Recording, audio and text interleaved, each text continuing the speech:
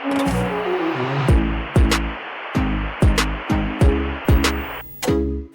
everyone, welcome to a new Video Addict Fresh Selects. I know it's been a little while, but I am really excited because I have a big stack of movies to showcase, and I'm really excited. Alright, we're going to kick things off with Warner Brothers and Captain Planet, the complete franchise edition. Now, if you regularly follow my videos, you might be feeling a little bit of deja vu because I did cover this in the DVD form. So we did get an upgraded Blu-ray edition. So if you held out and didn't get the DVD set and were hoping for a Blu-ray, here you go. So it is basically the exact same, just in a higher def format. And yeah, this is a really nice set. I really enjoyed the DVD set for what it was. Again, I'm always going to take like a Blu-ray or a 4K over a DVD, but I'm not a snob. I will take what I can get. But having said that, I am super glad that we got a Blu-ray edition. Okay, so now we're switching over to Film Masters, which is another label that I absolutely love. They've been really putting out some interesting stuff lately, and if you are a fan like me of really cheesy B movies, they got you covered here. So we got Monster from the Ocean Floor, and we have a really nice array of special features, and we have a booklet which is pretty awesome. Like, I think this is a really spectacular edition of this movie. It's something that probably maybe only a handful of people were really clamoring for, but I'm a sucker for these like 50s and 60s like B monster movies, and I'm a big Roger Corman fan. I actually got to meet him, which was the coolest thing ever. Once again, Film Master is crushing it, and yeah, let's go. This was a really, really good release. Okay, so now we're gonna switch to some 4K titles. We have a reissue from Warner Brothers of Paddington 2 on 4K, and this is nicely timed because we have the new Paddington in Peru that is already out, I think, as far as home video goes. If you are like me and you need a little bit of a refresher on the previous film, Warner Brothers has you covered with a 4K release, and nothing really spectacular by way of like features, but if you want the film in 4K looking really nice, then this is a really economical way to check that out. So, all right, in addition to Paddington 2 on 4K, we are also going to talk about some 4K titles, and that is a trio of Clint Eastwood movies reissued in 4K, and we got some really good ones here. We have Dirty Harry, a classic, and it has a ton of special features. Now, I believe these are all port overs. I don't know if there's anything new. If I'm wrong, please let me know in the comments. But it's stacked. Then we have Pale Rider, which again has a nice array of special features. Again, I believe all port overs. The Outlaw Josie Wales. And again, some nice special features. So yeah, if you're a Clint Eastwood fan and these somehow are not on your radar, well, Warner Brothers has you covered, and these are really nice additions. They look really spectacular as well. I only owned previously Dirty Harry in Blu-ray, so this was a really nice upgrade. All right, we are sticking with Warner Brothers, and I have Batman Ninja versus the Yakuza League. Now, I also will be possibly reviewing the 4K version of this. But I've talked about other DC animated films before previously, and I think they look generally really good in HD, even if it's not 4K. Alright, so I am going to stick with Warner Brothers for a little while now. And y'all know that I'm such a big fan of Warner Archives. I've been reviewing them for years now, and they're like my absolute favorite. So we have some really interesting ones, so let's get into it. First, we have The Four Horsemen of the Apocalypse. This is an early Rudolph Valentino movie. And it's another early film that absolutely benefits so much from this restoration. Like, it's spectacular looking. Something else that's really interesting is this Monogram Matinee Volume 1. And this is two westerns from the so-called Poverty Row, which is like studios that were kind of outside of like the big ones like MGM and Universal, stuff like that. So this was really neat. This is a volume 1, so of course I kind of hope that they continue this line. And I also kind of hope they do this with other genres. It's not that I hate westerns, but it's not my favorite genre. But that being said, like, I could definitely see some really cool horror Poverty Row stuff.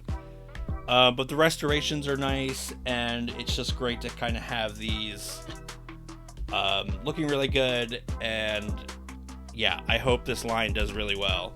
So next, we have a blaxploitation film called Hitman, which is a remake of Get Carter, and it's really a good time to be a blaxploitation fan. We have this out, and then Shout Factory is doing a blaxploitation Volume 1 set, which is really awesome. It has at least one film that was previously out of print, which is really exciting. And yeah, so this is a fun one. It has Pam Grier in it. And for Pam Grier completists, this is a must own. Speaking of some kind of wild cards here, we have Earth 2, which was a kind of a TV movie, but also a pilot for a potential show. And I saw a lot of hype around this release in particular because it is sort of rare. Like, I don't really know the home video release history of this, if any, but it's a fun one. It is very bleak and feels kind of weird watching in 2025, but yeah, if you're a sci-fi fan, if you like 60s 70s made for TV stuff, which I'm like a big fan of, Earth 2, yeah, this is one you definitely want to check out.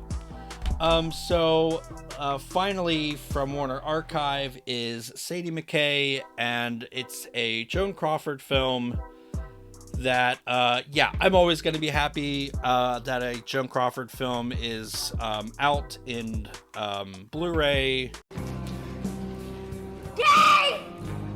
I haven't seen this one in particular yet. I've been so swamped that I haven't had a chance to really watch everything, but this is definitely top on my list. So if you're a Joan Crawford fan, this should be on your radar. And I didn't get to watch it, but I did get to like check out the restoration, and as always, not a shocker, it looks really nice. So my last mini stack here is from Severin. Okay, so these titles I want to individually review, especially this box set coming up, but I still wanted to include this in my fresh selects because these are great and they should be on your radar. My first one, and I was absolutely over the moon when I heard this was coming out, was In My Skin. It is a very creepy, uncomfortable, unsettling movie. I love this case.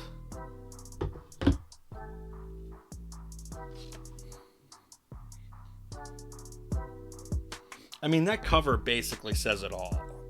Like, if this image is a little bit unnerving for you, this movie might be one to skip, but for all us sickos, it's a good one.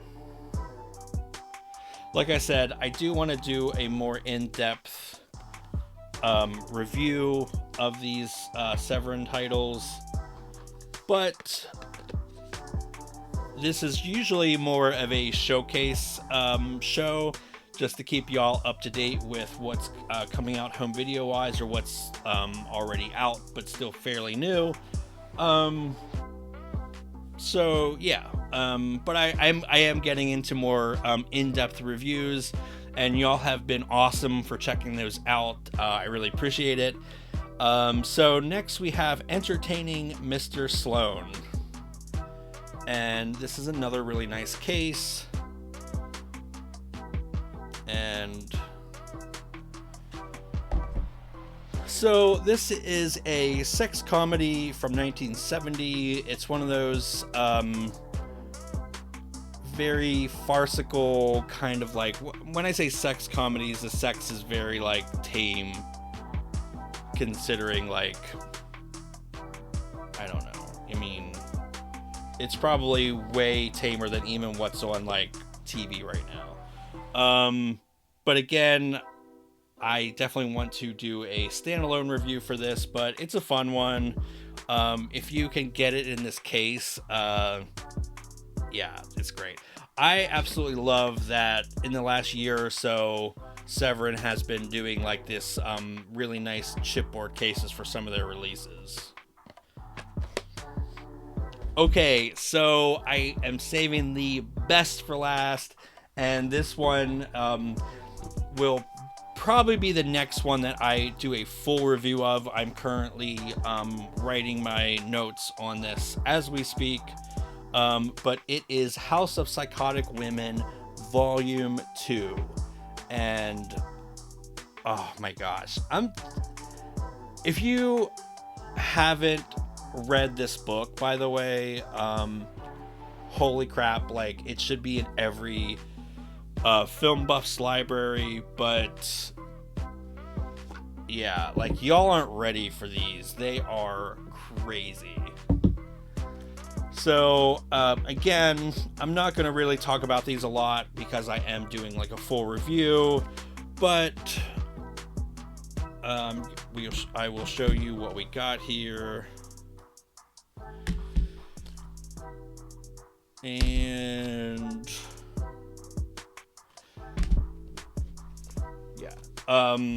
yeah, again, I'm mostly just showing this off right now, but it is a really nice release, and if you can, you know, scrounge up the money, it is a worthwhile box set for sure. And I don't have volume 1 yet. I'm working to remedy that, but it's beyond expectations. Like, I was very, very happy with this set. So we're ending on a high note, like I always try to do. And yeah, House of Psychotic Women Volume 2 is amazing. Like, some really nice, rare female-led cinema, and yeah, I'm really excited to make the video where I talk a little bit more in depth about that. But that's all the time that I have, and I thank you all so much for hanging out with me, checking out some of these new releases. I have a playlist up here, which should be up here if I'm doing this right. So please consider checking those out, and I will see you all in the next video.